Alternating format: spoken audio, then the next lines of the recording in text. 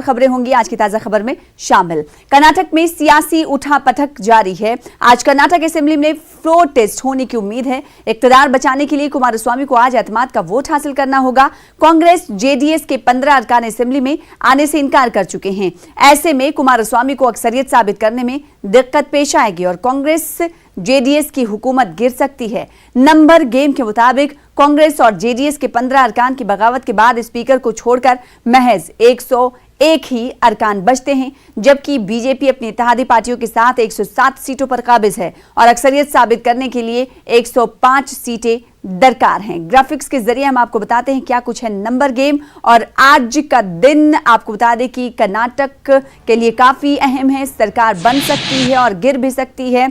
क्या कांग्रेस जेडीएस हुकूमत बरकरार रहेगी? सबसे बड़ा आज का एक बार फिर से सवाल यह है। कांग्रेस जेडीएस के 15 अरकान बाकी हैं जिन्होंने सुप्रीम कोर्ट का भी दरवाजा खटखटाया था। कांग्रेस जेडीएस के पास 117 अरकान थे, अभी बीजेपी के पास 107 अरकान हैं। कांग्रेस जेडीएस के पास 117 अरकान होने के बाद 15 बागी हो गए, जिसमें नंबर में कमी देखी जा रही है और ऐसे में सरकार गिरने का खतरा लगातार कर्नाटक में बना हुआ है।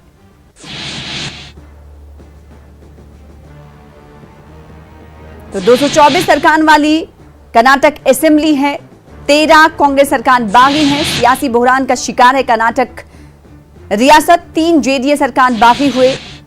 स्पीकर को छोड़कर मखलूत हुकूमत के पास अभी जो नंबर हैं वो 101 हैं, जबकि बीजेपी के पास ये आंकड़ा 107 अरकान का है। अब देखना ये होगा कि जब एक बार फिर से फ्लोर टेस्ट आज असेंबली में किया जाएगा तो क्या कुछ तस्वीरें होती हैं। इससे पहले की अगर बात करेंगे तो कुमारस्वामी हुकूमत ने सुप्रीम कोर्ट में विप को लेकर अर्जी दाखिल की थी कि जब एक सियासी पार्टी विप जारी करती है तो सभी का वहां पर प्रेजेंट होना जरूरी होता है।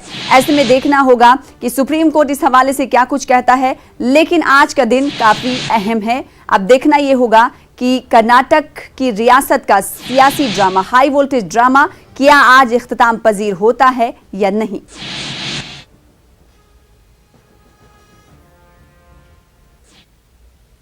जम्मू कश्मीर के गवर्नर सत्यपाल मलिक ने एक मुतनाज़ा बयान दिया है। गवर्नर ने मिलिटेंटों को मुखातिब करते हुए कहा कि अपने ही लोगों को क्यों मार रहे हो, अगर मारना ही तो बदवान उन लोगों को मारा जाए। आप भी सुनने गवर्नर ने कल क्या कुछ कहा था।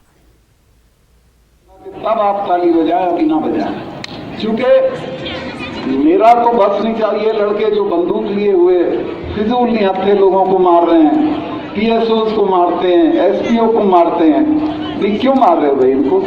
इन्हें मारो जिन्होंने तुम्हारा मुल्क लूटा, जिन्होंने तुम्हारे सारी दौलत कश्मीर की लूटी है। इनमें से भी कोई मारा आपने अभी? ये फिजूल में अपनी जान गंवा रहे हैं, कुछ नहीं निकलना इससे।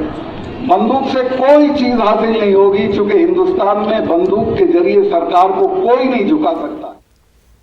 उधर जम्मू कश्मीर के साबिक वजीर आला उमर अब्दुल्ला ने बहुत सख्त अल्फाज में गवर्नर सत्यपाल मलिक के बयान की तनकीद की है। उन्होंने कहा कि एक जिम्मेदार शख्स और एक जिम्मेदार ओहदे पर फायज शख्स इस तरह का बयान कैसे दे सकता है। उमर अब्दुल्ला ने कहा कि गवर्नर मलिक को मिलिटेंटों को, सियासतदानों को मारने की सलाह देने के बजाय मरकज में अपनी साख के बारे में जानकारी हासिल करनी चाहिए। उमर अब्दुल्ला की गवर्नर सत्यपाल मलिक पर सख्त तनकीद, सियासतदानों को सलाह दी है मारने के बजाय। उन्होंने कहा कि गवर्नर को मरकज में अपनी साख की जानकारी लेनी चाहिए।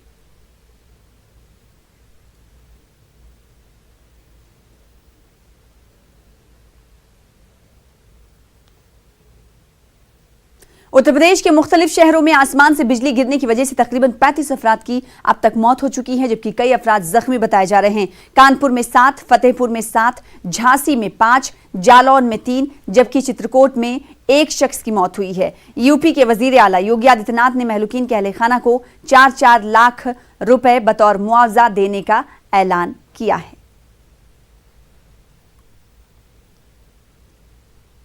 उधर उत्तर प्रदेश